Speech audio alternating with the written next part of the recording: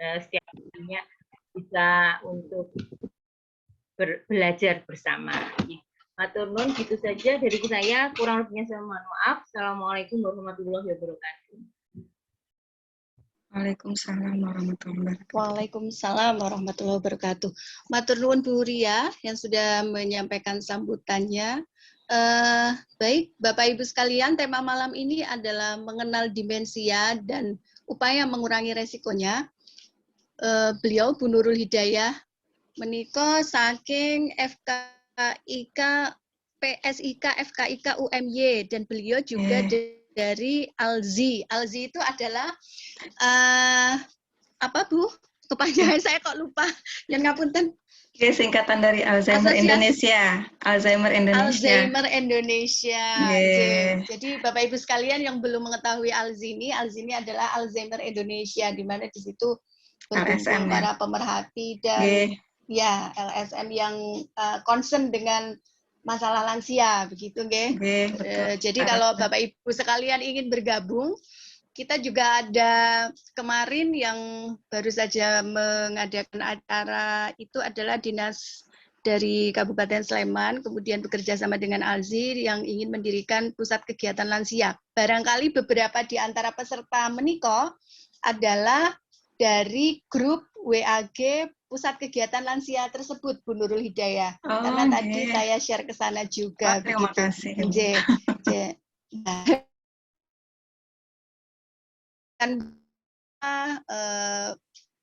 Materi atau penjelasan dari Bu Nurul Hidayah terkait dengan tema tersebut.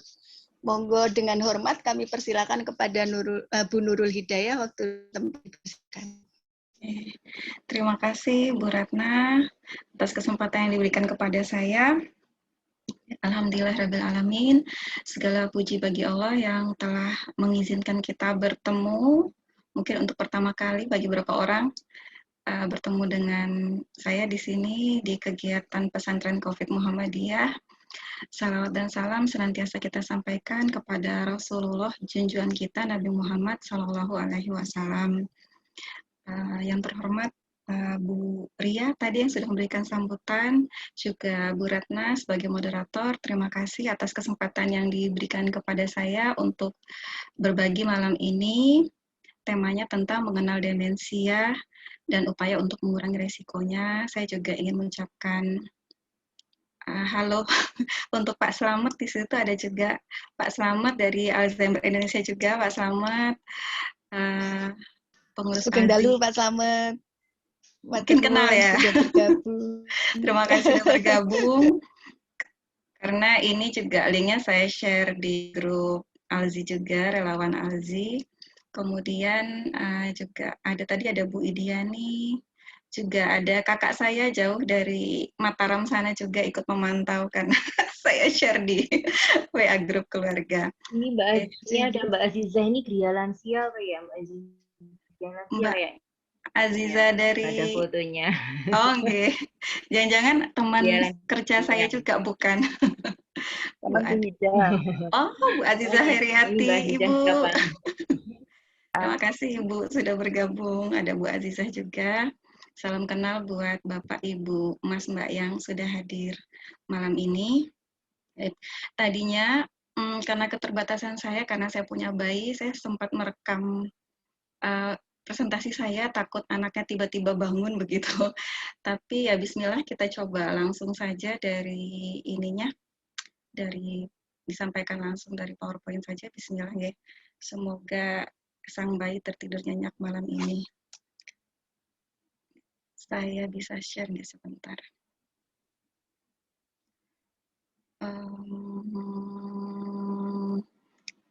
Oke, agak lama ini soalnya di kampus jarang pakai Zoom. Iya, tidak apa-apa Bu. One partisipan. Okay. Ini bisa langsung share saja ya Bu Ratna? Oh bisa kayaknya ya. Bisa, bisa sudah saya jadikan co-host Bu. Oh nggih, terima kasih.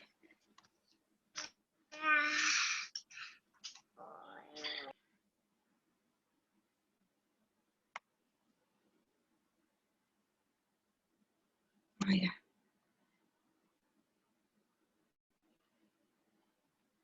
Nah, ini semoga tidak ada suaranya ya. Kalau ada suaranya.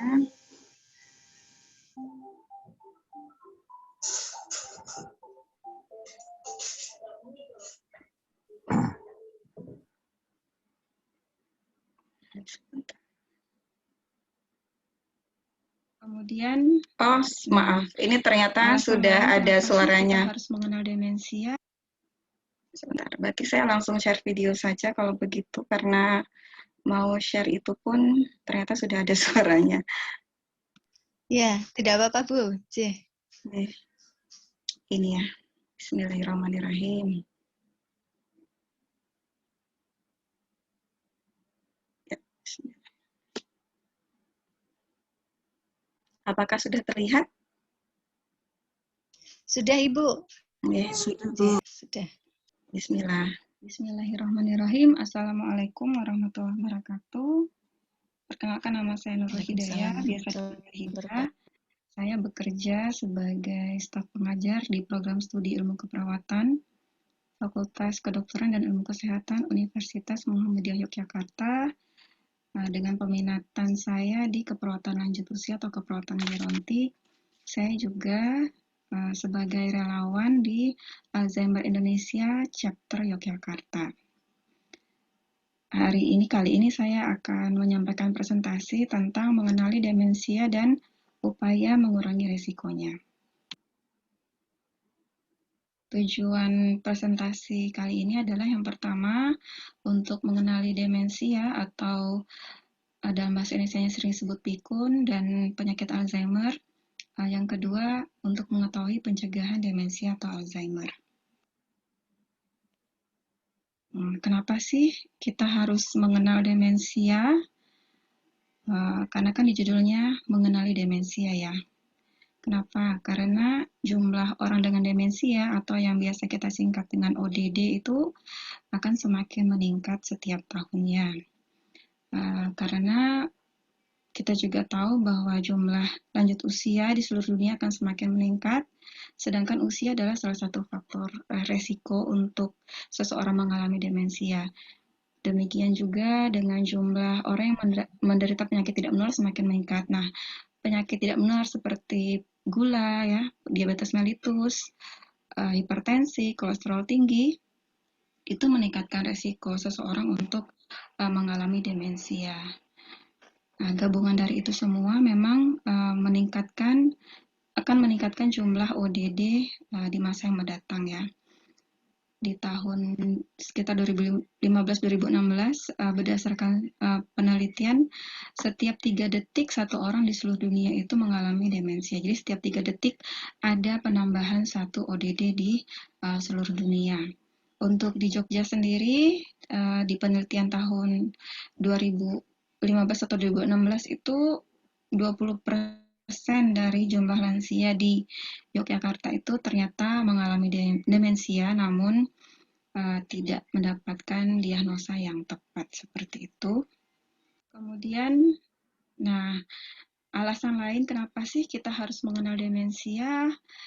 Alasannya karena memang banyak yang tidak mengenali ya. Jadi sudah dilakukan banyak survei baik di negara-negara lain ya, di luar Indonesia maupun di Indonesia, dan didapatkan data bahwa tingkat pengetahuan masyarakat terkait demensia ini masih rendah. Tidak hanya masyarakat umum, namun tenaga kesehatan, mahasiswa kesehatan juga tingkat pengetahuannya masih rendah. Nah, apa akibatnya kalau banyak yang tidak mengenali atau banyak yang tidak mengetahui tentang demensia ini? Nah, ODD tadi sehingga tidak akan mendapatkan diagnosa dan perawatan yang tepat karena dianggap itu tuh bukan penyakit gitu ya, itu hal yang normal gitu. Dan apabila orang dengan demensia tidak mendapatkan diagnosa, pengobatan dan perawatan yang tepat, maka itu akan menurunkan kualitas hidup ODD itu sendiri dan orang yang merawatnya atau caregiver-nya. Oleh karena itu, kami dari Alzheimer Indonesia selalu berkata jangan maklum dengan pikun. Nah, pikun itu sendiri sebenarnya suatu istilah yang sering dikaitkan, yang mendekati demensia ya. Namun pikun di Indonesia itu seringkali diasosiasikan dengan lupa ya, hanya lupa. Padahal demensia itu lebih dari sekedar lupa. Nah, apa sih sebenarnya demensia itu ya? Tadi seperti saya katakan, istilah di bahasa Indonesia yang paling mendekati demensia itu adalah pikun. Namun di masyarakat umum masih banyak yang menganggap bahwa pikun itu ya lupa gitu. Jadi banyak juga yang bingung antara bedanya pikun sama pelupa itu apa gitu. Beda ya Bapak Ibu, Mas Mbak. Jadi apa sih demensia itu? Demensia itu bukan nama suatu penyakit, tapi itu adalah suatu istilah umum yang menggambarkan penurunan kemampuan seseorang untuk mengingat. Ini terkait tadi ya, lupa ya. Tapi tidak hanya ingatan ya, tapi kemampuan berpikir juga akan terganggu. Misalnya dulu bisa tambah-tambahan, kali-kalian. Nah, saat seseorang mengalami demensia, kemampuan itu akan menurun ya. Kemudian bahkan orang yang mengalami demensia juga akan sulit membuat keputusan dan nanti akan mempengaruhi aktivitas sehari-hari. Kemudian ya ini demensia atau dalam bahasa Indonesia sering kali disebut pikun itu tidak hanya sekedar lupa ya. Jadi ya tadi ada penurunan kemampuan berpikir ya, kemudian ketidakmampuan membuat keputusan, bahkan di tingkat yang sudah berat di tahap akhir gitu ya, ODD ini akan sulit melakukan aktivitas sehari-hari, jadi akan kembali seperti bayi, jadi susah untuk bergerak sendiri, susah untuk makan sendiri, harus disuapi begitu ya, tidak bisa membersihkan BAK dan BAB sendiri. Itu efeknya, jadi tidak hanya sekedar lupa, tapi lebih dari itu. Nah, penyakit yang paling sering menyebabkan demensia, tadi kan demensia bukan nama penyakit ya, tapi itu adalah sekumpulan gejala. Nah, penyakit yang paling sering menyebabkan demensia adalah namanya penyakit Alzheimer. Nah, Alzheimer ini, demensia ini sering dialami oleh lanjut usia, namun bukanlah bagian yang normal dari proses penuaan. Memang semakin bertambahnya usia akan semakin meningkatkan resiko seseorang untuk mengalami demensia. Namun, tidak semua orang yang lanjut usia itu akan mengalami demensia. Nah, ternyata demensia atau pikun ini juga telah Allah sebutkan dalam Al-Quran. Ya, di Quran surat An-Nahl ayat 70, yang artinya Allah menciptakan kamu, kemudian mewafatkan kamu, dan di antara kamu ada yang dikembalikan kepada umur yang paling lemah, atau ada yang memberi keterangan di situ adalah pikun ya, supaya dia tidak mengetahui lagi sesuatu pun yang pernah diketahuinya. Sesungguhnya Allah Maha Mengetahui lagi Maha Kuasa. Saya beri warna khusus di antara kamu sebab ya memang hanya di antara kita ya, tidak semua. Jadi bahkan di Al-Quran sendiri menyatakan bahwa tidak semua orang lansia itu akan mengalami pikun ya. Jadi ya tidak semuanya gitu. Hanya sebagian saja, hanya di antara kamu yang akan mengalami pikun. Jadi ini adalah suatu penegasan bahwa pikun atau demensia itu bukanlah proses yang normal dari proses penuaan. Oleh karena itu kita jangan maklum dengan pikun ya. Kalau kita maklum terkadang oh sudahlah, sudah tua gitu ya, wajar gitu, itu normal kalau jadi pikun, sehingga tadi orang tua kita tadi atau ODD tadi tidak dibawa ke fasilitas kesehatan yang semestinya, atau malah misal kalau ada gangguan perilaku ya bisa mengakibatkan konflik misal di rumah ya, karena tadi dianggap wajar dan keluarga tidak mau belajar atau mengetahui lebih lanjut tentang demensia ini, sehingga tadi saya bilang perawatannya jadi tidak tepat. Nah, apa saja yang menyebabkan demensia tadi sudah saya sebutkan sedikit. Jadi yang paling banyak itulah disebabkan oleh Alzheimer disease atau penyakit Alzheimer sekitar 60-80%. Kemudian penyebab kedua yang terbanyak adalah vaskular demensia. Kemudian ada juga disebabkan oleh Lewy body demensia atau disebut ada juga frontotemporal demensia, bisa juga disebabkan oleh penyakit Parkinson atau Huntington ya. Ada juga yang mixed demensia, jadi sering juga dijumpai seseorang ODD gitu ya, orang dengan demensia itu diakibatkan oleh Alzheimer disease sekaligus vaskular.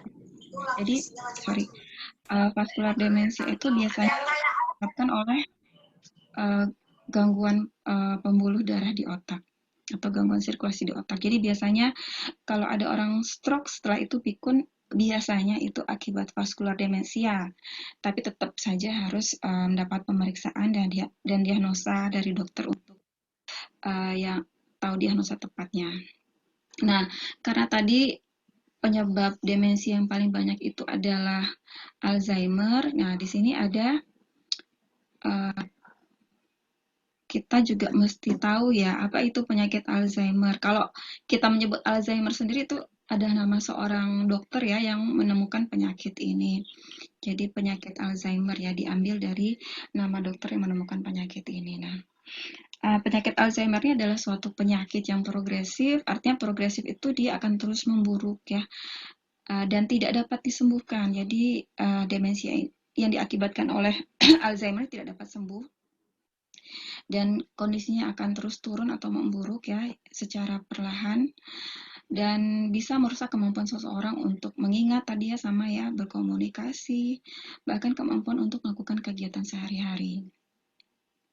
Umumnya terjadi pada lansia, tanda gejalanya dimulai di pertengahan usia 60 ya, 60 tahun ke atas gitu ya. Namun bisa juga terjadi pada orang yang belum lansia gitu ya. Kalau dalam bahasa Inggrisnya itu disebutnya early onset dementia. Kalau yang terjadi pada lansia disebutnya late onset dementia. Namun sebagian besar itu terjadinya yang setelah 60 tahun ke atas ya, atau late onset dementia. Nah, sebenarnya sih apa sih yang menyebabkan seorang itu Alzheimer ya, kenapa gitu. Nah, itu sebenarnya karena ada sesuatu yang berbeda di otaknya ya, kalau bisa kita bilang ada rusak lah gitu di otaknya. Jadi ada penumpukan protein yang tidak normal di otak orang yang menderita Alzheimer ya. Ini kita lihat di sebelah kiri di gambar ini ada otak manusia normal, di situ ada sel-sel sarafnya ya warna ungu. Kemudian yang sebelah kanan itu adalah gambaran otak dari orang yang mengalami Alzheimer. Jadi yang coklat-coklat itu adalah plak-plak protein yang abnormal, amyloid plak ya, plat amyloid dan juga plak tau yang mengakibatkan sel-sel sarafnya itu jadi kusut gitu. Jadi memang pada orang dengan demensi ya atau demensi Alzheimer gitu ya, itu memang struktur otaknya sudah berubah ya. Bisa kita bilang ada kerusakan di otaknya yang menyebabkan ya tadi kerusakan fungsi otak tadi. Nah, jadi gambaran otaknya pun akan berbeda ya pada orang yang normal ya sebelah kiri dan yang sebelah kanan itu gambaran otak pada orang yang mengalami demensia yang sudah berat, itu dia ukurannya ya lebih kecil dan dia juga lebih mengkerut ya, menciut, dan apa ya, saya pernah nonton videonya itu ya mungkin Bapak Ibu tahu ya otak kalau kita masakan Padang tuh kan apa empuk-empuk putih-putih gitu ya Bapak Ibu ya atau Mas Mbak. Tapi kalau pada orang demensia itu otaknya tuh kayak abu-abu dan menciut agak keras begitu ya kalau tidak salah. Jadi dia memang gambaran otaknya berbeda antara gambaran otak orang normal dan yang mengalami Alzheimer disease ini. Nah, ini ada 10 tanda awal dari Alzheimer disease yang harus kita kenali.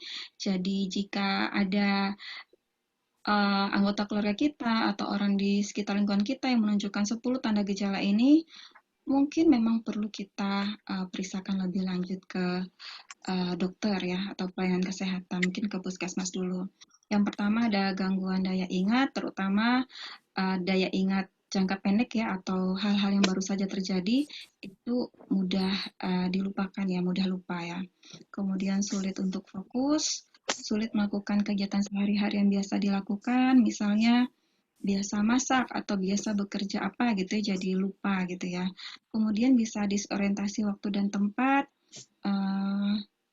Sering kan kita mungkin ya di sosial media nih, ditemukan seorang kakek di stasiun gitu ya, lupa namanya, lupa rumahnya, lupa alamatnya. Nah, itu namanya banyak ya terjadi pada orang yang demensia. Jadi bingung karena disorientasi itu sudah tidak mengenali tempat ya. Jadi dia lupa tempatnya, kemudian disorientasi waktu juga. Misalnya ada ibu-ibu yang minta diantar ke pasar pada malam hari gitu ya, padahal kan harusnya ke pasar pada siang hari. Jadi dia disorientasi waktu.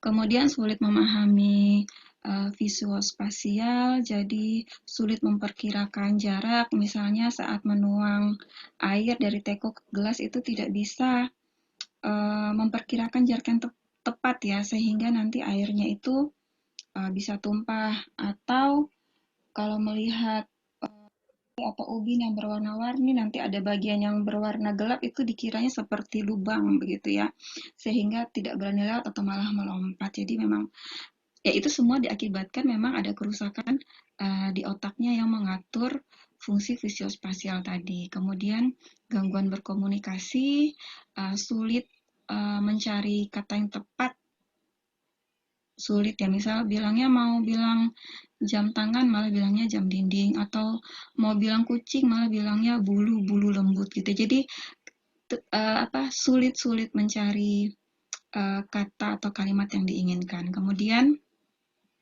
menyimpan barang tidak pada tempatnya, sehingga bisa sering menuduh orang lain mengambil barangnya, dan ini bisa jadi konflik ya, baik di dalam rumah maupun dengan para tetangga ya.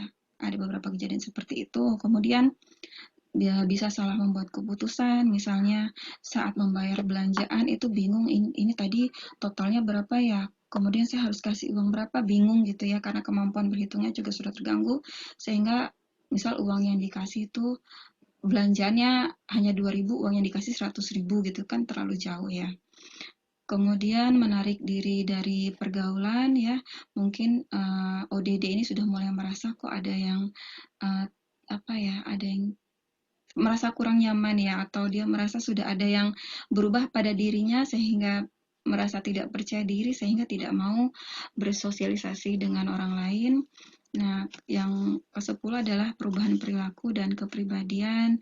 Misalnya berubah, tadinya orangnya kalem gitu ya, terus jadi suka marah-marah ya, emosional gitu. Nah, bisa saja ya itu diakibatkan oleh demensia atau Alzheimer disease. Nah, apa sih faktor resiko demensia? Karena penyebab pasti dari demensia ini belum diketahui, jadi penyebabnya apa sih yang pasti belum diketahui ya. Dan penumpukan plak protein tadi pun belum dikonfirmasi 100% ya. Jadi baru kemungkinan ini ada penumpukan plak ya di otaknya, tapi kenapa bisa ada plak menumpuk di situ ya pada orang dengan penyakit Alzheimer itu belum diketahui secara pasti apa yang menyebabkan plak protein abnormal itu bisa menumpuk di otak ODD. Belum diketahui, namun ada beberapa faktor resiko yang bisa menyebabkan seseorang itu bisa mengalami demensia Alzheimer.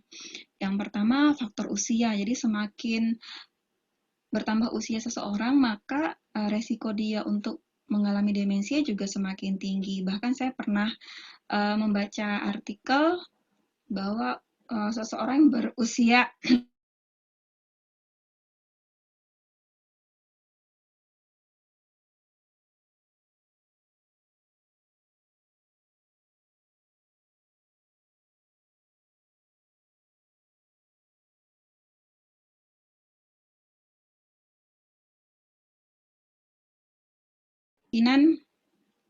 kita juga mengalami demensia apabila kita tidak menerapkan pola hidup sehat seperti itu. Kemudian faktor lingkungan, misalnya diakibatkan oleh asap rokok ya, atau racun-racun yang berada di sekitar kita ya. Misalnya dari alat-alat masak, kayak ada yang bilang demensia ini diakibatkan oleh paparan dengan aluminium ya. Kita tahu sendiri bahwa aluminium itu banyak dipakai buat alat masak ya. Atau polusi ya, asap rokok itu juga racun-racun yang bisa meningkatkan resiko seseorang untuk mengalami demensi Alzheimer.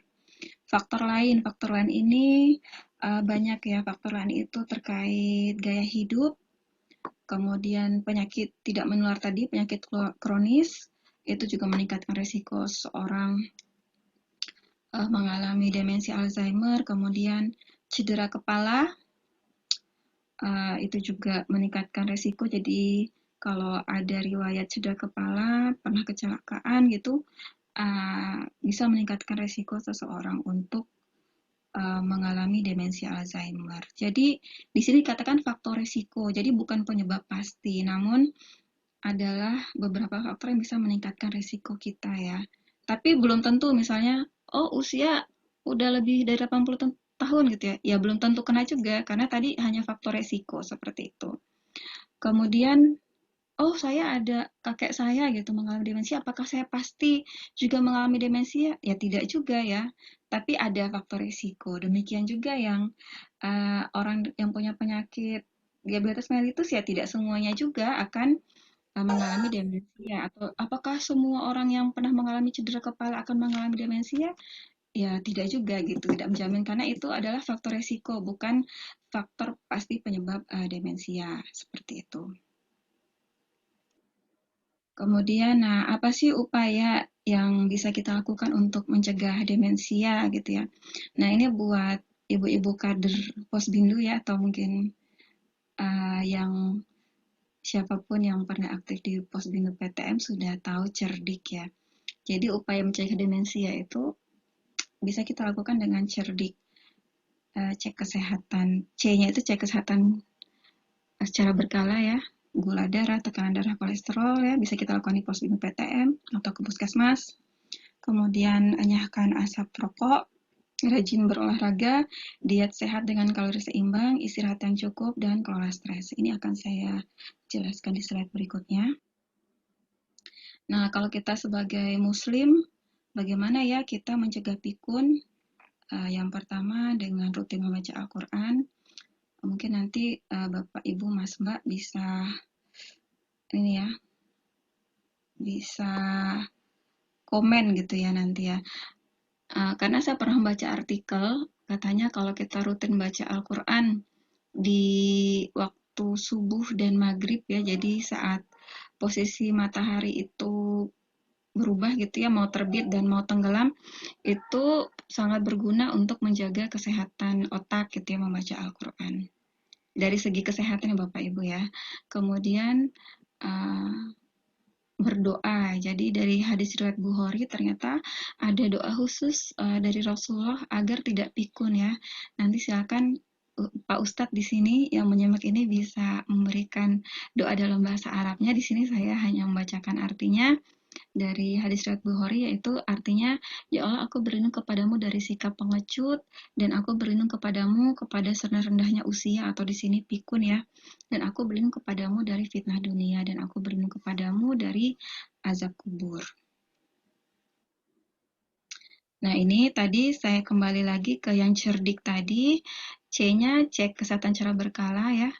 Tadi saya rasa sudah cukup penjelasannya karena diabetes mellitus, hipertensi, dan kolesterol tinggi meningkatkan resiko demensia. Kejadian stroke itu juga meningkatkan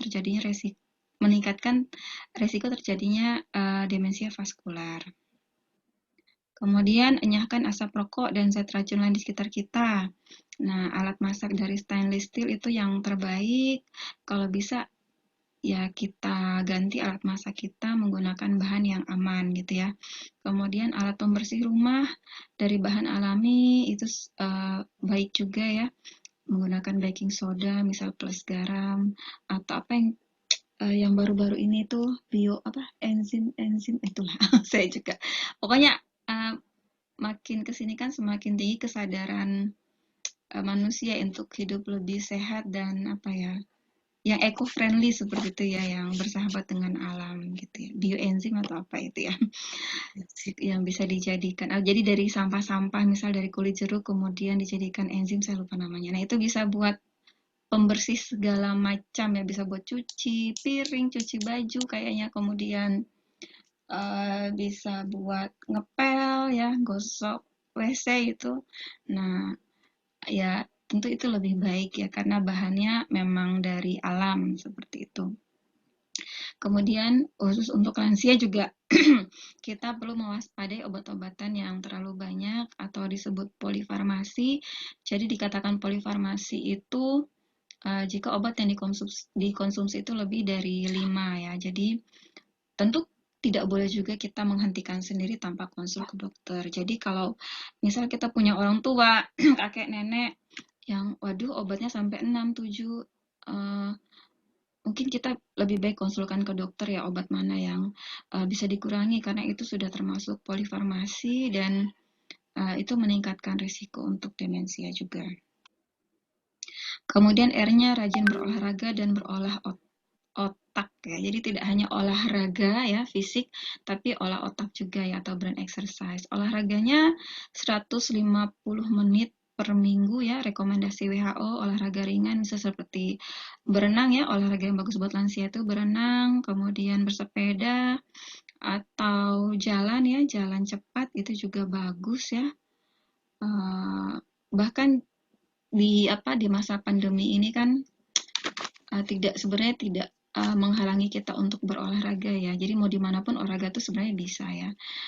Takut misalnya jogging atau jalan keluar ya, di dalam rumah juga kalau kita buka di YouTube itu banyak sekali macam olahraga, banyak sekali ragam olahraga yang bisa kita lakukan di rumah. Misalnya walking exercise at home, atau kalau menggunakan alat juga boleh gitu ya, treadmill atau apa gitu. Kemudian yang tidak kalah penting juga ada brain exercise. Brain exercise kita yang utama membaca Al-Quran ya Bapak Ibu ya. Kemudian membaca, saya rasa membaca, ikut pengajian juga masuk ke olah otak tadi ya, brain exercise. Belajar hal baru, hafalan Al-Quran ya, kita sebagai muslim, saya rasa itu salah satu bentuk dari brain exercise ya.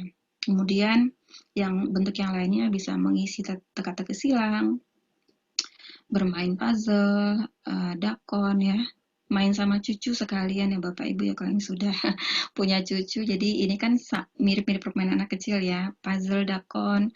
Kemudian kalau ada yang sudah hobi membaca, bagus ya dilanjutkan. Kemudian bisa juga kita belajar bahasa baru ya, misalnya, atau hal baru. Misalnya apa tadi, belajar bahasa Inggris, belajar bahasa Arab ya. Nah itu sangat bagus untuk menjaga kesehatan otak kita di masa tua. Kemudian diet sehat dan kalori seimbang, perbanyak sayur, buah, ikan, air putih, lemak baik ya, VCO, virgin coconut oil atau minyak kelapa, alpukat, batasi karbohidrat, gula, makanan bersantan dan gorengan ya. Tentu diet ini ya bagus buat kesehatan kita secara umum ya, menghindari penyakit, dan itu juga ya bagus untuk kesehatan otak kita. Kemudian istirahat yang cukup, di sini tidur 6-8 jam per hari. Jam 8 misal sampai jam 2 itu sudah 6 jam ya, sudah cukup ya, bangun jam 2. Kemudian apalagi kalau sudah lansia biasanya ada masalah untuk memulai tidur, jadi kita usahakan berangkat tidur atau mulai tidur dan bangun pada waktu yang sama setiap harinya. Kemudian kita bisa lanjut bangun tahajud, bisa juga diamalkan qailulah ya, tidur siang sebelum zuhur ya, hanya 30 menit maksimal. Kemudian aktivitas di luar rumah untuk mendapatkan sinar matahari dan olahraga, sebab terutama buat warga senior atau yang sudah lanjut usia, terkadang sulit untuk tidur di malam hari. Nah, dengan olahraga yang rutin itu bisa memperbaiki kualitas tidur. Kemudian yang harusnya jangan dilakukan tidur siang terlalu lama. Nah, ini buat warga senior yang susah tidur di malam hari, terus berniat menggantinya di siang hari ya. Jadi, oh saya cuman bisa 2 jam tidur malam harinya, nggak bisa, susah tidur. Berarti saya tidur siangnya tak jadiin 4 jam ya, biar totalnya 6 jam. Cukup toh, Mbak, gitu misalnya ada bapak yang nanya ke saya, wah enggak Pak, ya itu keliru ya. Jadi sunatullahnya tidur itu ya di malam hari. Jadi tidur yang sehat itu ya tidur di malam hari, bukan tidur di siang hari. Jadi tidur 6-8 jam itu tidur malam, bukan tidur siang. Jadi kalau memang kita ada masalah di tidur malam, ya jangan digenepi dengan tidur siang, ya itu keliru. Tapi justru kita harus cari cara bagaimana biar tidur malam kita waktunya cukup dan berkualitas ya. Jadi tidur siang tidak boleh terlalu lama, karena kalau terlalu lama juga nanti lebih susah lagi untuk tidur di malam hari. Kemudian untuk warga senior juga ya, sebaiknya hindari minum teh, kopi di atas jam 6 sore, kemudian sebaiknya juga tidak menonton TV di dalam kamar kalau memang sudah susah tidur. Jadi idealnya kamar tidur itu ya hanya untuk tidur, tidak jauhkan misal komputer, laptop, TV itu seharusnya tidak ada di dalam kamar tidur idealnya ya. Kemudian, nah ini nih, bermain gadget. Nih saya jumpai ternyata tidak hanya mahasiswa ya, kalau mahasiswa tuh udah umum ya. Banyak mahasiswa yang mengalami gangguan tidur tuh akibat bermain gadget gitu ya, sampai jam 2 pagi gitu ya. Ternyata akhir-akhir ini saya jumpai banyak juga warga senior itu yang ikutan bermain gadget juga di malam sampai susah tidur. Jadi memang beliau-beliaunya memang susah tidur. Nah, karena susah tidur sekalian gitu main HP gitu ya, malah jadi tambah susah juga tidurnya ya. Jadi nonton YouTube gitu ya, atau baca WA gitu, atau di Facebook gitu. Nah, itu ternyata gadget ini sekarang tidak memandang usia, itu sangat berperan dalam gangguan tidur ya dialami orang-orang kebanyakan. Kemudian kalau stres, buat kita yang muslim bisa relaksasi sambil berzikir, kemudian pasrah, berpikir positif. Nah ini saya rasa sudah banyak dibahas ya di pesantren COVID, bagaimana tentang berpikir positif ya. Intinya kelola stres dengan baik gitu ya. Saya rasa sudah sering dibahas. Kemudian ada tips tambahan, yaitu menjaga otak tetap awet muda dengan kita sosialisasi. Nah, alhamdulillah kalau di Jogja kita banyak fasilitas untuk kita bersosialisasi dengan lingkungan ya. Ada posyandu misalnya ya, posyandu lansia, posbindu, pengajian ibu-ibu, pengajian bapak-bapak, pertemuan RT, wah banyak lah ya sebelum pandemi. Nah, karena pandemi dibatasi dulu. Nah ini salah satunya kita pesantren COVID ini bisa untuk sosialisasi ya, walaupun secara daring ya, nggak apa-apa. Kemudian lindungi kepala juga dari cedera, tadi sudah saya sebutkan. Nanti kalau ada pertanyaan, nah ini apabila Bapak Ibu ingin tahu lebih banyak tentang demensi Alzheimer atau ada anggota keluarga yang mengalami pikun, bisa gabung ya di Alzheimer Indonesia Chapter Yogyakarta. Ada Instagramnya di _Indonesia atau Alzi Jogja, ada di Facebooknya Alzheimer Indonesia Yogyakarta, juga ada di WA Group. Boleh ada WA grupnya, kalau mau boleh kirim pesan ke saya, atau bisa mengirim pesan di Instagram atau di Facebook agar dimasukkan ke dalam WA group dari komunitas peduli Alzheimer atau caregiver ya, grup caregiver. Jadi di Alzheimer Indonesia itu kita rutin ya, per 2 bulan ada kegiatan caregiver meeting. Walaupun akhir-akhir ini karena pandemi jadi agak terhambat kegiatannya, tapi karena ada WA group, jadi kita bisa saling berbagi tips-tips untuk merawat ODD ya. Kalau kita memang sebagai caregiver ODD, jangan maklum dengan pikun, Jogja melawan pikun. Sekian, terima kasih presentasi dari saya. Wassalamualaikum warahmatullahi wabarakatuh. Silakan kalau ada pertanyaan bisa disampaikan. Terima kasih.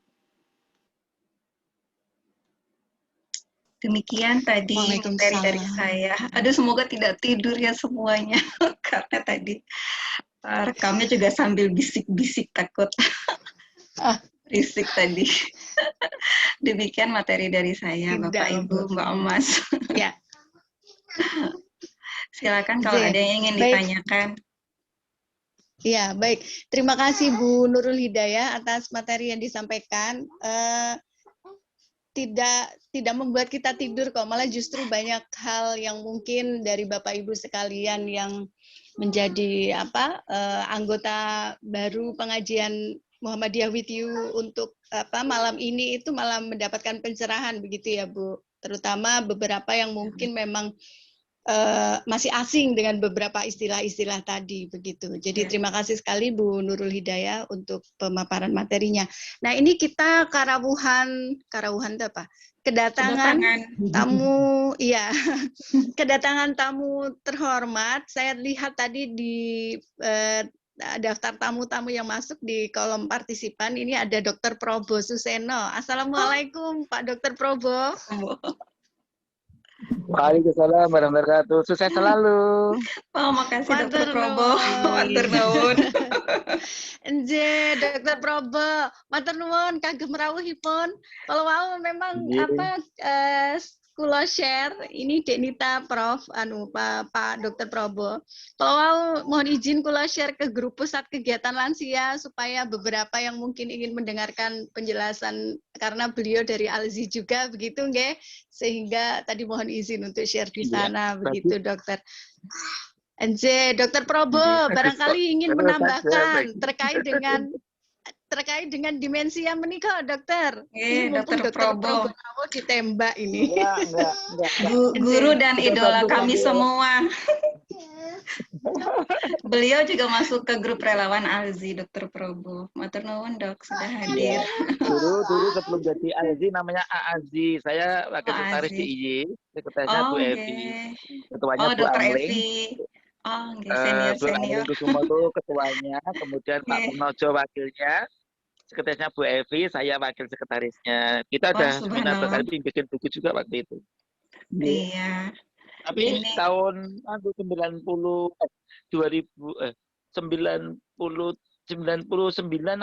masih awal kok, saya belum internis kok malah. Oh, udah lama sekali, Dok. Saya masih kuliah itu. Belum ke Jogja. Iya. 2001-an saya udah bikin buku beberapa kali. Itu spesialis, saya sudah spesialis, ada kager, kita bikin 3 buku dulu. Ya. Wah, iya. Dr. Probo memang sangat produktif. Iya, matur nuwun Pak Dokter. Matur nuwun Dr. Probo. Nanti berarti lain waktu Dr. Probo yang Mbok Bile berkenan mengisi di Muhammadiyah. Boleh. Oh, insya Allah kalau Pak Kinat itu siap. Silakan. Bagus silakan. Dek Nurul bagus kok. Iya, silakan. Iya, matur nuwun. Nggih. Silakan Bapak Ibu. Iya, baik. Iya, baik Bapak Ibu sekalian, monggo kalau ada yang ingin bertanya secara langsung, sambil menunggu penanya langsung, saya akan membacakan dulu pertanyaan yang ada di kolom chat, Bu Nurul. Jadi ini datang dari Bu Hera Merdeka, beliau salah satu peserta pengajian yang peserta Muhammadiyah with You yang rutin, Beliau menanyakan tentang apakah demensia dan Alzheimer bisa terjadi pada usia 30-an. Terima kasih. Monggo Bu Nurul untuk dijawab dulu. Langsung dijawab ya, Bu Ratna. Iya. Monggo.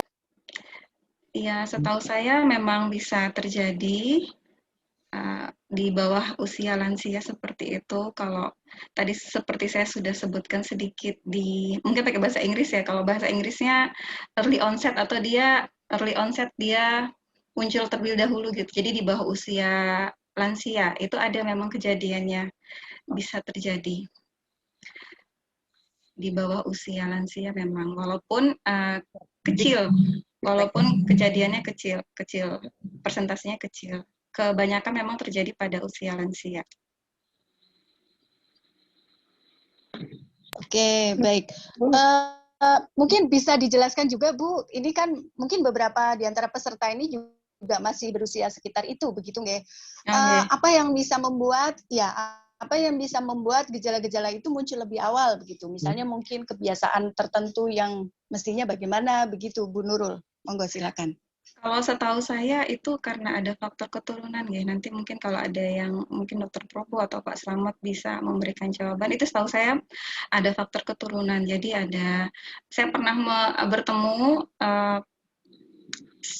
seorang bapak yang merawat istrinya guru gitu. Jadi kenanya itu memang tapi di bawah usia 50, sekitar usia 50 sebelum 60 itu memang riwayat istrinya itu ada faktor keturunan. Jadi di keluarganya tuh ada yang mengalami demensia dan istrinya pernah kecelakaan. Jadi ada pernah cedera kepala begitu. Jadi ada pernah kecelakaan di otak. Jadi ada faktor kecelakaan, juga ada faktor keturunan. Itu yang saya ketahui.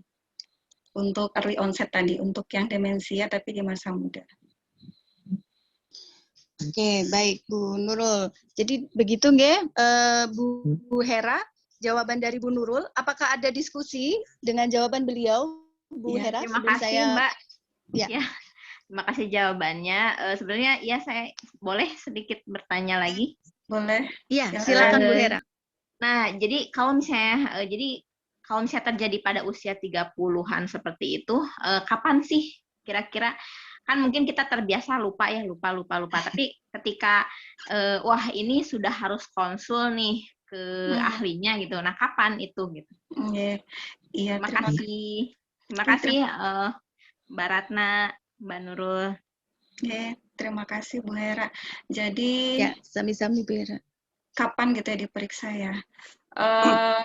Kalau memang banyak yang tanya, kalau misal saya suka lupa naruh dompet itu pikun bukan Mbak gitu ya Bu gitu, atau saya insya Allah bukan ya, karena saya juga pelupa sih, cuma saya pelupanya karena kurang konsentrasi. Jadi kadang-kadang pelupa sama pikun itu berbeda. Jadi kalau pelupa mungkin apalagi ibu-ibu gitu baru punya bayi mungkin hanya kurang konsentrasi saja. Jadi suka lupa menaruh barang-barang di mana gitu. Tapi kalau misalnya kayak tadi kan ada 10 tanda gejala itu, misalnya dia ada bingung terkait tempat gitu ya, disorientasi tempat, atau lupa. Jadi lupa misalnya baru ngomong apa terus lupa lagi. Ini kalau saya kan memang belum pernah bertemu langsung dengan pasien yang early onset demensia, cuman ini maaf saya pernah nonton film Korea yang menceritakan tentang kisah itu. Jadi memang dia kena Alzheimer disease-nya di usia 30 dan memang di situ dia ada riwayat keluarga dan dia ada depresi. Jadi dia pernah depresi gitu. Jadi kayak masalah percintaan sih. Jadi kemungkinan 2 faktor resiko itu. Jadi dia ada keturunan Alzheimer disease di keluarganya dan dia pernah depresi waktu itu karena masalah percintaan seperti itu. Jadi dia judul filmnya tuh apa ya? A Moment to Remember. Maaf ini saya malah kasih rekomendasi film Korea. Jadi tapi di film itu juga yang menggambarkan dia tuh ada faktor resikonya begitu dan dia ya Alzheimer disease ya waktu itu dia pingsan, kemudian dia memang kalau pulang kerja kok tiba-tiba saya lupa ya ini jalannya kemana ya gitu, jadi dia disorientasi tempat tadi. Terus waktu itu juga dia udah punya suami, karena suaminya baru nikah dia lupa suaminya yang mana itu dia lupa karena kan tadi memori yang terganggu yaitu memori yang baru-baru saja terjadi atau istilah bahasa Inggrisnya yang short term memory ya, memori yang baru-baru saja dialami itu yang hilang duluan ya dibanding memori yang sudah lama. Jadi seperti itu sih. Jadi tadi ada disorientasi tempat, waktu yang 10 tanda awal di presentasi saya. Kalau cuma lupa-lupa biasa itu insya Allah enggak ya. Mungkin kita harus membedakan antara lupanya pikun sama lupanya kurang konsentrasi atau kurang fokus. Seperti itu pendapat saya. Mungkin ada tambahan dari Dokter Probo atau Pak Slamet? Boleh nambah. Boleh. Assalamualaikum warahmatullahi wabarakatuh. Waalaikumsalam warahmatullahi wabarakatuh. Nggih, monggo Pak Slamet, nggih. Nyuwun sewu Dokter Probo, saya doa. Nambahin yang kebetulan ODD saya dulu almarhum istri itu kena demensianya itu di usia 52. Jadi kan belum lansia tuh ya. Nah, diagnosa pertama kan yang ditanya apa pernah jatuh atau kepala kena benturan itu tidak terlacak, tapi lebih banyak karena stres. Stresnya itu kebetulan istri saya itu, almarhum itu kan guru dia guru di SMP dari D2, diploma 2. Diploma 2. Iya, diploma. Jadi dari diploma. Nah, kan ada aturan mulai tahun 2000 berapa gitu dia harus menyesuaikan diri, harus D2-nya dari D1, D2-nya harus selesai, kemudian D3 selesai. Setelah itu selesai, nah dia harus S1.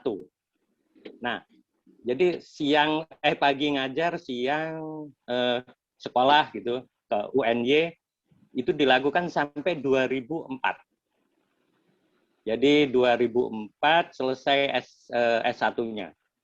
Nah, itu kan tingkat stresnya. Sementara kan saya ada di Jakarta, jadi tidak bisa mendampingi dia setiap hari. Nah, usai itu kemudian beliau kena lagi kewajiban untuk sertifikasi. Mulai 2009. Jadi semakin banyak lah istilahnya stresnya. Nah, jadi akumulasi dari stres-stres itu dia udah capek, udah ngurusin rumah, itu anak-anak harus ngajar. Dimana kalau namanya guru kan ibu-ibu tahu, bapak ibu tahu kan administrasinya begitu ketat. Jadi, nah salah satunya begitu. Nah, jadi itu yang mungkin bisa share. Jadi tidak melulu orang tua, tapi lansia, tapi di bawah lansia pun itu pengalaman yang saya hadapi dan ya selama 6 tahun lah dari 2000. Iya, merawat almarhum dari 2012 sampai 2018. Kira-kira itu berbaginya. Bisa nambah? Terima kasih. Iya, monggo. Terima kasih Pak Slamet. Monggo Dokter Pak Slamet. Jadi ini Bu Hera Merdeka, dari pertanyaan Ibu bagus sekali ya.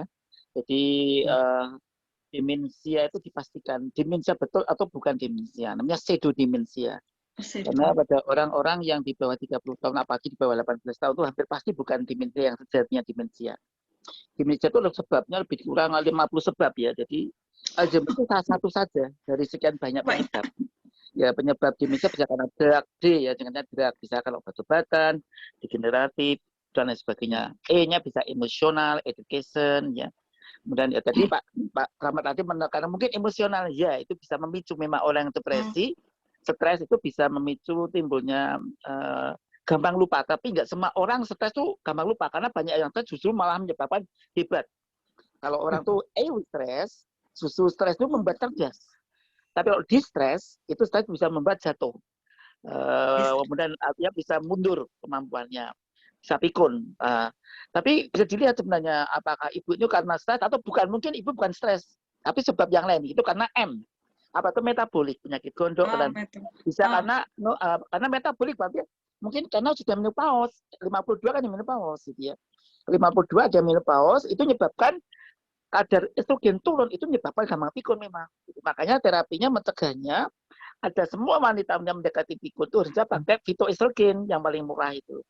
Bisa dikacang-kacangan dari tempe, delit, setiap hari tahu itu harus.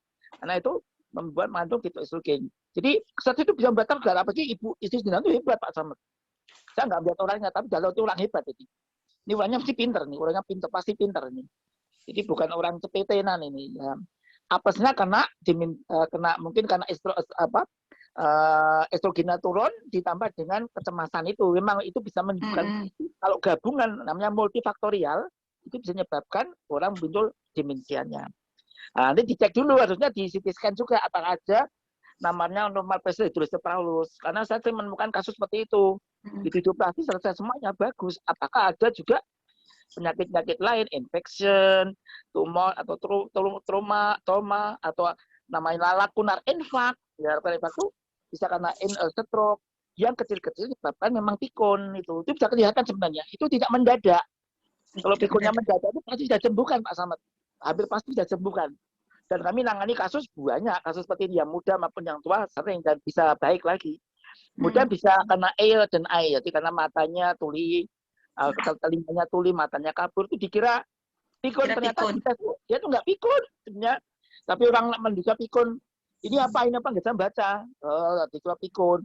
Ditakoni langsung jawab, kok gak gatok. Oh, dikira pikun. Ternyata begitu pakai hearing aid. Kami cerita tadi pagi saya ngisi juga di MKFM. Jadi dokter-dokter internet itu ngirim ke saya. Padahal dia tuh dosen dari provinsi sebelah ya. Tidak di Jawa Tengah, bukan di DIY ya. Nah itu kirim ke saya, kakak kelas saya. Kemudian katakan ini, Mas Dik, tolong jadi bapak saya demensia, tolong jangan ya Dik, tak tes. Oh enggak demensia Mas, bapak saya pinter kok. Tak tes demensia kok. Enggak, ini mau budek. Ternyata budek pakai hearing aid langsung normal. Dia memang normal. Saja omongan tuh nyambung semua. Apa-apa pakai short form, MMSE, pakai MSC, pakai tes yang resmi dari Perdosi, ternyata semua normal itu. Jadi dia tuh nggak pikun, cuma budek gitu. Jadi kemudian bisa juga karena nutrisional, kekurangan beberapa vitamin, omega 3, vitamin B6, kemudian vitamin. Ya, itu beberapa vitamin itu bisa menyebabkan kekurangan itu, menyebabkan gampang menyebabkan gampang lupa. Kemudian tadi ya NPH normal Basidosis. Jadi kasusnya beberapa kali kejadian kemarin ada kakek dengan anak itu melipir, dengan istrinya melipir, malah dikira tamu anaknya itu semua aneh ini. Terus ketawanya pas diare mau ke rumah sakit, terus kenalan saya nangani, ini demensia ini, jadi kan betul. Itu selalu operasi ya, begitu operasi membaik meskipun tidak sempurna karena terlanjur otaknya gepeng itu karena sudah lama bertahun-tahun dibiarkan. Ya, kemudian yang berikutnya karena infeksi, dan infeksi yang berbahaya adalah itu misalnya herpes. Jangan menganggap sepele herpes itu. Kalau itu jam menyeberang ke otak namanya viremia, otaknya bisa mengalami rusak, dan anemia, ada sklerosis, alkohol, Alzheimer. Alzheimer itu salah satu dari memang Alzheimer dia memegang 60-80% seluruh demensia. Yang lainnya itu bukan Alzheimer. Nah, sebenarnya Alzheimer itu yang disampaikan di Nurul tadi itu Alzheimer, tapi yang bukan Alzheimer gejalanya bukan 10 tapi 6. Jadi ya cukup 6. Jadi kalau ketemu 6 langsung aja tebak aja itu demensia gitu aja. Meskipun sifatnya bisa Alzheimer bukan Alzheimer. Alzheimer gejalanya 10 memang. Jadi Alzheimer yang demensia biasa gejalanya 6. Ya, apa misalnya, saja dok? Yang 6. Oh ya. Sekalian. Yang pertama ini dari buku saya nih. Oke. Ini tulisan lama nih, buku saya yang tak tutup tahun 2009 mau saya tak ulang. Jadi yang pertama saya ingat kalau dia ngomongin bulan Bali yang tempatnya satu kok lupa wes ini nomor 1 ya. Nanti ada gangguan daya ingat yang ditandai dengan kalimat diulang-ulang, salah menempatkan sesuatu barang, nomor 1. Yang kedua kok anggap nyebut uang kok keliru, nah itu nomor 2. Nyebut padahal kontonya akrab. Nah, konto akrab loh ini, konto nggak akrab lupa nggak apa-apa. 3. Angger ngomong tuh anu, ini curiga nih. Lalu saya pergi lalu itu nomor 3 ya. Keempat, keterampilannya terganggu. Pakai bahasa Indonesia. Ini Indonesia. Bahasa Indonesia nih. Saya pakai bahasa Indonesia. Oh iya, bahasa Indonesia kok. Anu tadi. Ya, memang anu. Dia ngomong iya, anu. Ada yang suka ngomong anu dok, ya benar. Oh, jangan minta di anu loh, tak anu susah nanti. Ya, anu itu bingung. Harus nyebut apa itu anu itu loh, anu. Iya. Ya. Ada yang kayak gitu. Bukan di anu loh ya. Kemudian yang keempat, keterampilannya terganggu. Misalnya gini, kok sekarang dia masak nggak bisa ya? Iya. Masak kayak wedang kopi kok campur garam. Nah, curiga nih. Kang istri itu mungkin ada gejala-gejala seperti itu awalnya yang karena kalau itu lihat umurnya 52 itu berarti gangguan namanya sindrom klimakterium, kemudian muncullah imbalan estrogen, itu obatnya jenisnya estrogen. Kemudian yang ke-5 kok keliru dukuk ke menuju ke suatu tempat keliru. Oh, disorientasi tadi ya. Jadi esok kok keliru sore yo. Engko iki maghrib pada subuh. Nah, yang terakhir nek dijai ada nek diminta pertimbangan wis apik tok. Gitu tok, ora apa-apa wis apa-apa. Setuju, tapi enggak punya pendapat itu. Kalau ada orang seperti kita curiga ini. Nah, kalau Alzheimer kan gejalanya 10 yang tadi sampaikan di Nurul ya. Kalau Alzheimer kan gejalanya ada 10 yang terkenal itu ya. mulai dari gangguan daya ingat, lupa janji, lupa nama, lupa teman, anggota keluarga, kesulitan dalam melakukan aktivitas sederhana, pelajari, lebih berbicara, disorientasi, penampilan memburuk, kesulitan dalam melakukan perhitungan sederhana, salah lupa meletakkan benda, barang, curiga seorang, perubahan perasaan perilaku, perubahan kepribadian, hilangnya minat. Nah ini kan itu yang Alzheimer ya. Itu ya Bu, jadi Bu Hera Medika dipastikan. Baik Dok, terima kasih banyak. Sebaiknya datang ke klinik memori ke Sarsito, nanti ketemu dengan Dr. Astuti. Itu yang paling topnya Jogja ya dia. Oh di Jogja ya? Saya di Tangerang Pak. Oh di Tangerang banyak, di Jakarta banyak. Nanti kalau umurnya berapa umurnya? 30? Oh enggak, saya cuma tanya-nanya aja. Cuma tanya. Oh ya sudah, kalau umurnya muda tua itu beda saja. Lah kapan kontrol? Kalau ada kapan kontrol ada gejala curiga 6 tadi udah langsung curiga. Kalau di Amerika Serikat cukup satu pertanyaan. Namanya pakai tes singkat. Jadi tunjukkan 3 barang. Misalnya Bu Ira menaruh Mas atau D atau Jeng. Ini apa? Tunjukkan pulpen. Ini apa? Handphone. Ini apa? Topi. Dan nanti 3 menit tanya lagi, bisa nggak? Kalau nggak bisa, habis curiga itu definisi. Ya, apakah akut ataukah kronis? Nah, nanti dilacak. Kalau yang akut bisa pulih. Ya. Itu namanya pseudodemensia. Yang akut itu namanya pseudodemensia. Itu demensia palsu. Itu bisa ditangani. Kalau terlambat, bablas. Akhirnya demensia betul. Karena misalnya ada tumor tadi, hidrosipalus atau tumor otak. Sabar. Penanganannya juga pasien pinter kok jadi bodoh. Betul. Di situ kan ternyata tumor dia ambil pinter lagi. Itu jadi. Itu Nurul cuma ini nambahin dikit aja. Makasih. Terima kasih banyak. Terima kasih Dok. Terima kasih banyak. Matur nuwun Dokter Probo. Ini saya jadi ikut belajar loh Bu Nurul. Oh iya. Nah ternyata iya. Dokter Probo kan sering ajar di UM-nya juga. Ya saya membantu Nurul juga. Iya. Iya Dok. Oke. Nanti berarti bisa bantu di Unisa, Dokter Probo. Bisa kan dulu kan membantu di Kader Muhammad. Oh iya, baik. Nanti ke psikologi Dok, maksud saya. Karena di psikologi juga ada bahasan ini. Ya, saya kebetulan kalau di Gajah Mada saya membantu di Fakultas Psikologi, memang mengajar bagi dosen tamu untuk mengajarkan psikologi perkembangan pada geriatri. Nggih. Baik Dok, Bu Ratna. Iya, nanti berarti sekali tempo saya matur. Saya psikologi juga, anak saya ada 2 psikologi, ada menantu saya juga 2 psikologi semua. Oh, Masya Allah. Jadi saya punya 4 psikologi. Matur nuwun Dokter Probo. Baik Bu Nurul dan Bapak Ibu sekalian, ini masih ada pertanyaan. Saya bacakan nggih, Nurul. Yang pertama dari Pak Ngatijo, Gunung Kidul. Gunung Kidul ini Jogja lantai 3, Bu. Kalau kita bilang di sini. Karena daerahnya naik begitu ya. Artinya naik kan, jadi seolah-olah seperti di lantai 3. Beliau menanyakan, apabila terlanjur pikun tapi belum akut, apakah bisa dibantu mengurangi percepatan pikun atau bisa disembuhkan? Mengurangi percepatan pikunnya maksudnya. Kemudian yang kedua, pertanyaannya, cerdik, tadi E-nya apa ya? Tadi saya ketinggalan, itu Bu Triwasiati. Nah, ini pertanyaan yang ketiga, mungkin nanti bisa dijadikan satu jawaban begitu, ya, karena sepertinya masih berhubungan ini.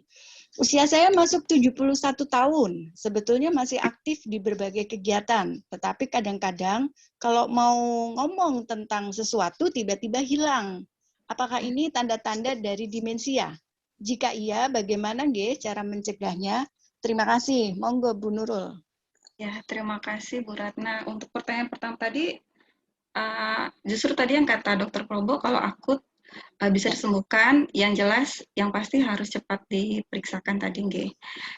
Karena kan tadi kalau sebenarnya ada namanya mild cognitive impairment, atau dia ada penurunan daya ingat ringan, tapi tidak semuanya memang mengarah ke demensia. Jadi tentu kalau kita mau yakin, yang pertama harus diperiksakan ya. Kalau misal kita mencurigai diri kita sendiri atau ada anggota keluarga yang menunjukkan tadi yang disebutkan Dokter Probo ada 6 tanda gejala terkait demensia, itu segera diperiksakan. Justru kalau akut tadi Dr. Probo bilang masih bisa disembuhkan, tapi memang harus segera mendapatkan terapi begitu. Nggak bisa kita kira-kira sendiri juga, memang harus mau tidak mau harus ke pelayanan kesehatan, bisa ke puskesmas dulu mungkin untuk mendapatkan rujukan, misal kalau memang punya BPJS, dan tentu sebisa mungkin kita terapkan gaya hidup sehat tadi, misal kalau punya penyakit gula atau hipertensi, semuanya kita pastikan dalam keadaan terkontrol seperti itu. Kemudian ya sebisa mungkin bergaya hidup sehat, olahraga yang rutin tadi, misalnya 150 menit dalam seminggu, bisa jalan cepat atau bersepeda atau berenang. Jadi kalau memang kita mencurigai, cepat diperiksakan ke pelayanan kesehatan sambil kita ubah gaya hidup kita menjadi gaya hidup yang lebih sehat terkait nutrisi, istirahat, olahraga tadi. Mungkin itu ya, yang artinya self diagnosa tidak boleh dilakukan. Tidak ya, boleh, betul. tidak boleh. Karena harus sekarang, tetap periksa ya. Betul, karena sekarang kan kemajuan teknologi itu seringkali membuat kita kan cari-cari jawaban sendiri ya. Iya Jadi sih, googling betul, gitu misalnya, terus ini kok kayaknya mirip, padahal sebetulnya mungkin tulisan itu sendiri artinya tidak begitu, tapi dipersepsikan begitu ya Bu, sehingga memang harus tetap ke profesional ya Bu ya. Tetap harus. Justru kalau lebih awal didiagnosis, lebih cepat dapat treatment, ya insya Allah tadi kalau yang akut bisa sembuh, ataupun kalau memang itu demensia kan, ya progres penyakitnya bisa diperlambat gitu, seperti itu. Dan tentu mendapatkan perawatan yang baik. Tadi yang pertama, yang kedua tadi apa ya? Yang kedua cerdik, tadi E-nya apa? Oh, E-nya enyahkan asap rokok dan racun-racun yang lain di sekitar kita. Yang pertama ya tentu tadi kalau ada anggota keluarga kita yang merokok, ya tidak hanya berbahaya buat yang merokok, kan kita mendengar istilah perokok pasif ya, jadi yang perokok pasif juga berbahaya, jadi enyahkan asap rokok, dan kalau bisa ya ada racun-racun yang lain-lain ya, misalkan dari alat-alat, misal kayak buat bersih-bersih itu kan katanya mengandung racun, maksudnya kayak alat-alat kebersihan yang alat pel. Jadi kalau bisa kita menggunakan bahan-bahan yang alami, ekoenzim atau apa, baking soda. Jadi sebisa mungkin sih, saya juga belum menerapkannya ya, tapi sebisa mungkin kita mengeliminir racun-racun yang tidak diperlukan. Atau kalau untuk lansia, mungkin nanti Dr. Probo bisa nambahkan terkait polifarmasi, tapi tentu ini kalau polifarmasi pun harus, misal tadi kita punya kakek, nenek, obatnya misal 7 atau 8, kita konsulkan ke dokter dulu gitu. Dok, ini kok obatnya banyak sekali, ada yang bisa dikurangi tidak gitu. Jadi polifarmasi atau menggunakan obat terlalu banyak juga yang tidak perlu bisa meningkatkan resiko untuk demensia, tapi untuk menyetopnya pun tetap harus konsul ke dokter, nggak bisa kita ambil keputusan sendiri. Itu yang E-nya. Kemudian tadi selanjutnya. Pertanyaan ketiga adalah beliau sudah berusia 71 tahun. Kemudian ya suka lupa kalau misalnya ngomong sesuatu tiba-tiba hilang gitu. Padahal masih aktif di berbagai kegiatan. Nah, apakah ini tanda-tanda demensia? Kalau iya, bagaimana cara mencegahnya? Ini pertanyaan dari Pak Mirwanto di Kebagusan. Monggo Bu Nurul. Kebagusan itu di Jakarta ya, bukan di Jogja ya? Pak Slamet. Pak Mirwanto, monggo. Nah, tadi seperti saran Dr. Probo, lebih baik ini nggak Pak, tetap diperiksakan ke pelayanan kesehatan. Misal kalau BPJS kan bisa ke puskesmas dulu untuk dapat rujukan. Saya kurang tahu kalau di sekitar tempat tinggal Bapak di Jakarta. Kalau kita di Jogja kan tadi yang sudah disebutkan Dr. Probo, ada Dr. Astuti di Klinik Memori.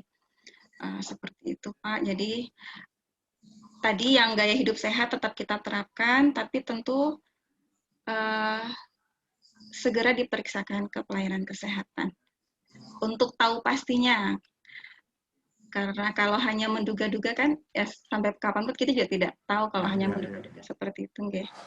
Jadi memang tujuan edukasi hari ini, saya ingin karena memang dari hasil penelitian saya banyak yang menganggap, oh pikun atau ya pikun itu hal yang normal ya. Jadi, oh kalau udah tua itu wajar, kalau pikun itu nggak usah diapa-apain, udah normal aja, nggak usah dibawa ke rumah sakit, nggak usah dibawa ke dokter.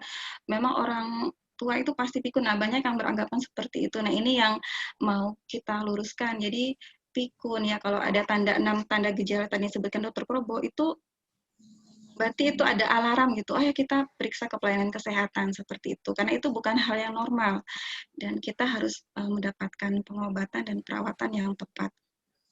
Dan kesalahan persepsi itu tidak hanya di orang umum, tapi tenaga kesehatan juga. Di penelitian saya banyak yang menganggap bahwa oh pikun tuh normal gitu, nggak apa-apa orang lansia pikun tuh normal, nggak usah dibawa ke pelayanan kesehatan. Seperti itu sih Bu Ratna. Jadi Pak Nirwanto, silakan bisa. Saya di Pasar Minggu ya, kira-kira di mana itu?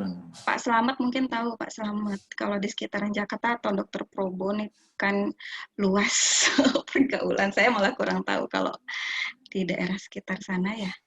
Mungkin bisa ke puskesmas dulu, nanti minta rujukan buat ke spesialis saraf di rumah sakit terdekat. Bagaimana Dr. Probo? Terima kasih. Kalau di Jakarta banyak teman-teman kita sana banyak. Jadi kalau lansia nanti ke ahli geriatri. Tapi kalau masih muda ke dokter saraf. Jadi beda. Jadi kalau berarti klinik memori tadi karena usianya masih muda, karena klinik memori. Tapi kalau tua itu geriatri. Geriatri itu karena kita nanti bisa berkolaborasi dengan saraf. Tapi kita sisi pandangnya agak beda. Jadi pandang kita agak lebih holistik integratif itu. Jadi pendekatannya agak berbeda.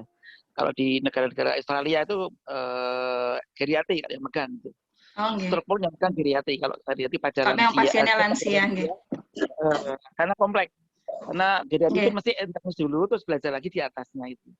Nah, dan kita pasti meriset tentang demensia pasti, dan depresi itu pasti, cemas itu pasti. Syarat bagi geriatri harus bisa nangani cemas, depresi, sama demensia itu harus ada 14 I yang harus mampu ya. Nah, di Jakarta ketemu dengan ya di Pasar Minggu ada ahli geriatri Pak. Nanti banyak pakarnya, nanti bisa kontak-kontak kita, nanti beri alamatnya. Ya jelas di rumah sakit Cipto itu banyak gudangnya di Cipto. Nah, tapi kalau ya mereka masing-masing ada yang praktek di rumah sakit tertentu, yang lain-lainnya ya sambilannya itu banyak. Tapi di sana ngumpul ada ketua pergemnya di sana, dan mantan direktur utama Cipto itu ahli geriatri. Ya jadi sana ngumpul, di sana banyak sekali, ada sekitar 11-an. Di Jogja kita ada 5, tapi yang aktif tinggal 3. Jadi kalau dari Solo itu ada 2 murid kita semua. Malang ada 1 murid kita. Kalimantan sebesar itu cuma 1 murid kita juga. Jadi itu Pak, tapi kita bisa bantu. Kemudian yang nambahkan sedikit untuk apa tadi Pak, kalau mencegah supaya nggak gampang lupa Pak Nirwanto. Dok. Pak Nirwanto dan Pak Ngatijo. Nah, bicara kan lupa kadang-kadang itu ya. Nah, itu sebaiknya kalau udah usia kebiasaan, monggo biasakan pakai ngepek. Ngepek itu poin-poinnya saja supaya nanti runtut, ngendiko itu bisa runtut, bisa runtut ya. Jadi kalau nggak runtut nanti bisa balik batang, ke cabang, ke ranting, itu yang gila-gila karu-karu. Kalau kita isi acara sebaiknya pakai poin-poinnya. Saya sebagai seorang mubalik itu, sebagai pedai itu, kalau kita ceramah tuh mau ceramah berapa jam kita bisa Pak. Saya bisa bicara 8 jam langsung nggak putus bisa. Misalnya saya belum bimbing jamaah umrah dari Medina ke Mekah, dari Bir Ali sampai Mekah, saya ngaji terus full 8 jam. Itu nggak berhenti. Nah itu topiknya kita udah punya tema. Itu pasti bahas tema. Tapi kalau ngomongnya cuma sebentar, misalnya ngomong 15 menit, nggak pakai konsep atau poin-poinnya, bukan konsep ya, poin-poinnya saja, itu bisa belajar. Kalau nggak biasa sistematik terstruktur itu ya. Hanya dibiasakan poin-poinnya ditulis, mau ngomong apa, 1, 2, 3, 4, ngomong tek, sudah, 1, 2, 3 gitu. Supaya nanti nggak ngeliatnya ngomong lali, ngomong apa ya mau. Apalagi diselani orang, ditanya, tambah lupa lagi. Dan yang terakhir, kalau pengen nggak cepat lupa, pakai cerdik tadi atau pakai lagu yang sederhana ini. Sehat bahagia, apakah resepnya? Rajin olahraga, seimbang gizinya, tidur secukupnya, tingkatkan takwanya. Takwa jangan lupa ya. Kembangkan bagus lingkungannya, legowo dan ikhlas menerima, kontrol rutin dan bergembira, baca tulis tetap berkarya sekuatnya saja. Itu sederhana ya. Ya, banyak koleksi lagu ciptaan Dr. Probo ini. Beliau baik, banyak tipsnya ini kalau dari banyak tips dan Probo. lagu. Biasanya Dokter Probo pasti ada ini lagunya, aduh, kalau tiap kali ngisi materi. Baik, J. Matur nuwun Dokter Probo atas tambahannya. Kita jadi makin banyak diperkaya dengan ilmu ini malam ini, luar biasa. Terima kasih juga Bu Nurul, tadi jawabannya Pak Mirwanto sampun clear nggih, sampun jelas nggih jawaban. J, baik. J. Bapak Ibu sekalian, apakah masih ada pertanyaan? Kalau misalnya masih ada pertanyaan, mungkin bertanya langsung saja dan ya, gimana Bu Nurul? Sebelumnya ini saya mau mengucapkan maaf nih ke Pak Slamet tadi saat Pak Slamet menceritakan kondisi almarhumah tuh saya sempat agak ketawa sedikit ya Pak Slamet. Karena itu mirip kondisi saya sekarang. Maksudnya saya membayangkan saya juga suami kerja di luar kota, kemudian punya anak kecil-kecil di rumah sendiri, saya jadi deg-degan juga. Tapi ya insya Allah kita berusaha memodifikasi. Iya Dok. Jadi deg-degan. Jangan lupa sedekah. Ngaji jangan lupa ngaji. Yang tadi sampaikan itu takwa itu mengaji salah satunya. Iya Dok. Salah satunya kan memanage stres kan. Iya betul Pak. Jadi deg-degan saya. Insya Allah. Memanage stres itu ada 90 cara memanage stres, banyak sekali cara-caranya. Iya. Itu Pak Slamet ya, jadi ingat kondisi diri sendiri. mungkin tahapan di fase fase perjalanan hidup baru sampai situ, sehingga ketika Pak Slamet cerita tadi seperti diingatkan begitu ya Bu. Iya. Kan kalau dosen tuh ya beban kerjanya ya begitu, ada sertifikasi, pengabdian, penelitian dan seterusnya. Begitulah Bu. Pekerjaan seperti tidak pernah beres ya Bu Nurul ya. Iya. Dibawa pulang juga nggak beres-beres juga ya Bu. Sama saya juga merasakan hal yang sama ini. Betul. Tapi kalau tadi tips dari apalagi Dokter Probo. Tapi iya, hanya mungkin itu tadi nggih, harus pertama ya kita semeleh begitu ya mungkin. Iya, kemudian dibarengi dengan manajemen stres. Ya, jangan lupa kalau kamu bercinta, bercinta saja dengan pasangan yang sah. Kalau enggak ya self service dulu sementara, menunggu jawabannya. Kalau itu bisa bikin, apalagi wanita tertentu ada yang haus tuh daripada zina, self service dulu daripada, karena itu kalau bebannya enggak disalurkan ya itu salur plong langsung seger lagi. Itu tips dari Dokter Probo. Ya, J, baik. Terima kasih. Wah, ini tipsnya banyak sekali, Dokter Probo. Makanya nanti lain waktu ini semoga berkenan untuk mengisi di Muhammadiyah with you ya, Dok ya. Nanti tinggal nego waktu ini sama Dokter Probo. Iya, betul-betul.